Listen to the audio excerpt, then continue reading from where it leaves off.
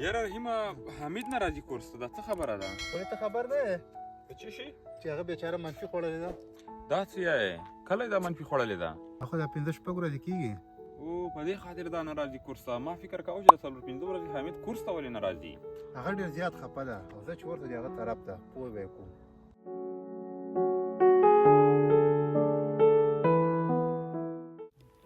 ښه منفي خو هم راغله، څه وکړم، چېرته لاړ شم، چا نه مشوره واخلم، هېڅ نه پوهېږم. سلام حمید خانه. وعلیکم السلام.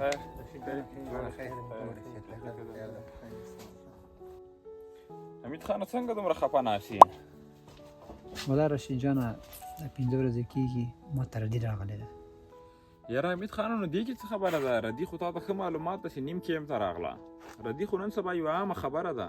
د ردي خو دا مقصد نه ده حمید جانه چې ته کورس پرېږدې او بل د خلکو سره سلام کلام دعا پرېږدې. او بل د تا نه علي او احمد ویر سو، هغو دواړو ردي نه وخوړلې.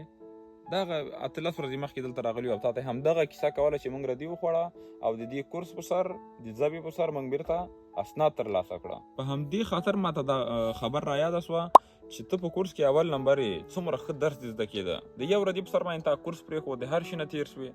ته خو لا ځوان یې، په دې ځوانۍ کې ته لا ماتې منې. او دا خبر زه صرف د تا دپاره نه کومه، دا زه هر سړي ته یم چې د په اروپایي هېوادونو کې منفي خوري هغه باید خپل درس ته زور ورکړي. ځکه چې هر چا دلته ژبه زده کړه، لوږې درس وویلې، هغو ته لازمي هر هغه نفر اسناد اخیستي. ته ماته یو کس وښیه چې دلته راغلی او بغیر د اسنادو بیرته وطن ته ګرځېدلی. یاره ملګرو څومره ستاسې راته ووایي، بیخي مې زړه له دې دنیا تېر تور سوی ده. اوس بیخي رانه لاره ورکه ده چې څه وکړم، دا هېواد پرېږدم لاړ شم د جنه یا یې تاسو خبرو باندې عمل وکړم بېرته خپل درسونو ته ادامه ورکړم. بیخي رانه لاره ورکه ده. د هېواد بدلېدو ته هېڅ سوچ مه کوه. نظر محمد خو ته پېژنې که نه، هغه هم اسناد نه لري خو په کمپیوټر کې زده کړې وکړې. نن ډېر ښایسته یو ځای کې وظیفه لري او راتلونکي امید لري چې اسناد هم واخلي. هو بالکل. دې خبر سره دې ماته دین محمد را یاد کړه. دین محمد هم همدغه شان منفي خوړلې وه، خو یو څه درسونه یې ویلې، څه کورسونه یې وکړه. بعد د هغه نه یې هغه ته اسناد هم ورکړه او د اسنادو سره نن سبا یو ښه جګې وظیفه هم لري، ښه په سکون هم ده، اوس هم ده. او تا دا خبره 100% حقیقت لري. ګوره حمید جانه دې خبرې ته ښه پام وکړه چې هر کله ته په هر جګې درس ووایې، زده کړې وکړې، هغه هېواد هېڅ کله نه غواړي چې تا دغه هېواد نه وباسي. نو دا د موږ او د تاسو لپاره یوه ښه موقع ده.